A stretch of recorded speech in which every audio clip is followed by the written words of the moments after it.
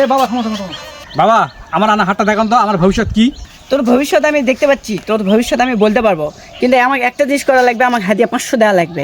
আমি অন্য কিছু নেই না, আমি ঘুষ টুস অত নেই না, আমাকে হাদিয়া 500 টাকা লাগবে। তোর ভবিষ্যৎ অনেক অন্ধকার, আবার অনেক আলো আছে। তো আলোটা বলবো না, অন্ধকারটা বলবো, দুটাই বলবো, কিন্তু সব সত্য বলতে হবে। বলতে পারবি? হ্যাঁ হ্যাঁ বলবো।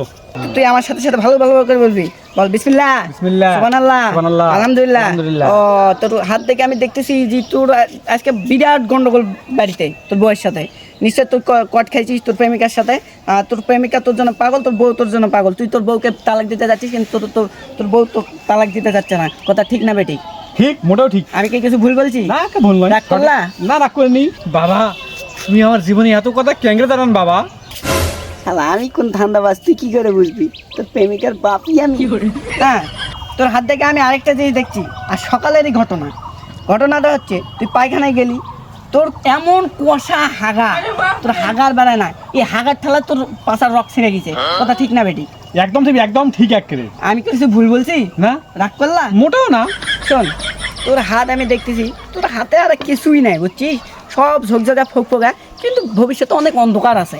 অন্ধকার থাকলে এই আমার মতন কবিরাজকে আর পাবি না। যদি তুই খোঁজ করতে চাস, অবশ্যই আমাকে একটু ডাকবি।